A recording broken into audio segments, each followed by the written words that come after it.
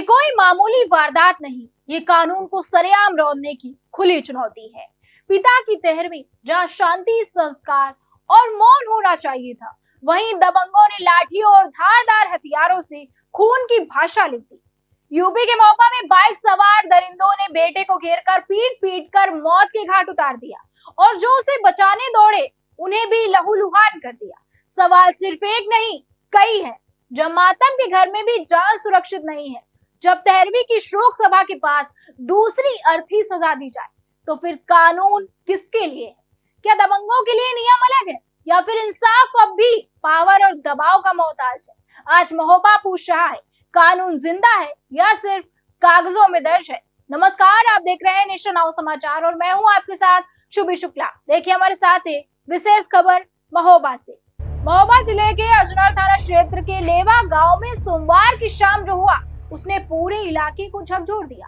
राम कृपाल की तेहरवीं चल रही थी, घर में शांति पाठ, रिश्तेदारों आंखों में आंसू, लेकिन तभी 3 बाइक सवार आधा दर्जन से ज्यादा दबंग आ गए, हाथों में लाठियां और धारदार हथियार और दिमाग में सिर्फ दहशत फैलाने का इरादा।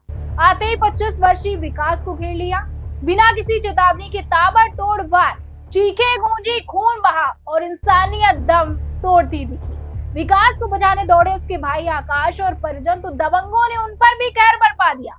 एक एक करके सबको पीटा गया, किसी के सिर पर वार, किसी की पसलियों पर लाठियां, आंगन खून से लाल हो गया।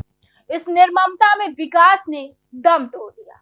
आकाश 22 वर्षीय, अनिल 45 वर्षीय, सर्जन सिंह और 22 वर्षीय बाबू गंभीर रूप से घायल हो गए। वारदात के बाद आरोपी धमकियां देते हुए फरार हो गए, जैसे उन्हें कानून का कोई डर न हो। परिजन घायलों को लेकर जिला अस्पताल भागे। डॉक्टरों ने विकास को देखते ही मृत घोषित कर दिया। अनिल की हालत नाजुक है, उसे झांसी मेडिकल कॉलेज रेफर किया गया है। बाकी घायलों को इलाज जारी है। घर पे थे सारे लोग, फंक्शन हमारे यहाँ पे तेरहवीं थी चाचा की, तो हम सब वहाँ पे थे। किसी हमारे दूसरे गांव से खाने के लिए आए थे, तो घर पे आए, बोला कि लड़ाई झगड़ा हो रहा चौराहे पे। तो हम लोग गए, तो वहाँ पे जाके हम ये जो मृत्यु घोषित हो गया, वो पहले चला गया मोटरसाइकिल से, उसको वो छुड़ाने लगा तो उसको चक्कू वक्कू मारा। हम लोग पहुंचे तो हम लोगों को भी चक्कू मारा, और बाकी 2 बुलेट वाले भाग गए और एक पल्सर वाला था वो ही भाग गया। नहीं, अपाची थी। एक अपाची थी। कौन? सर ये हम तो एक अजय यादव है, उसी के साथ के सब लोग हैं। और एक वारदात नहीं, दूसरी पहली एक और हो चुकी है हमारे साथ। मेरे चाचा का लड़का एक और खत्म हुआ था, उसमें भी रिश्तेदार का 2 जनों का सिर फोड़ा था, ताकि उनको भी आए। पिता की त्रयोदशी पर बेटे की मौत, इससे बड़ी क्रूरता क्या होगी?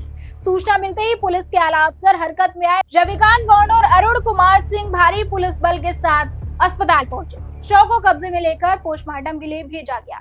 तहरीर के आधार पर मुकदमा दर्ज है, टीमें गठित है, दबिशें शुरू है, लेकिन सवाल फिर भी वही, क्या ऐसे दबंगों को सरेआम तांडव की छूट मिलेगी? क्या शोक के घर भी सुरक्षित नहीं है?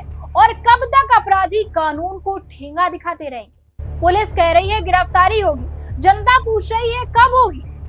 पिता की तेहरवीं पर बेटे की अर्थी, यह सिर्फ एक परिवार का दर्द नहीं है, यह पूरे सिस्टम पर तमाचा है। जहां मातम के घर में भी दबंग खून बहाने की हिम्मत करे, वहां कानून की मौजूदगी पर सवाल उठना लाजमी है। अब पुलिस के सामने अग्नि परीक्षा है, या तो हत्यारे तुरंत सलाखों के पीछे होंगे या फिर महोबा की गलियों में यह सवाल जोर से गूंजेगा। मैं अपने भाई की ससुराल आया था, तो उनके आज मेरे भाई के ससुर की 13वीं थी, तो खाना चल रहा था वहाँ पे। 1-2 लड़के भैंस होने के लिए गए, रिश्तेदारों के साथ गए वहाँ थोड़े गांव से बाहर, तो वहाँ हल्ला सुनाई दिया। पहले से हम लोग देख रहे कि 2 जो नए मॉडल की बुलेट आती हैं, वो 2 बुलेट, एक अपाची सफेद कलर की, और उस पर 2 पे 3-3 लोग थे, एक पे 2 लोग थे। तो इनके 2-3 चक्कर लगे वहां से, हम रिश्तेदार कोई पता नहीं।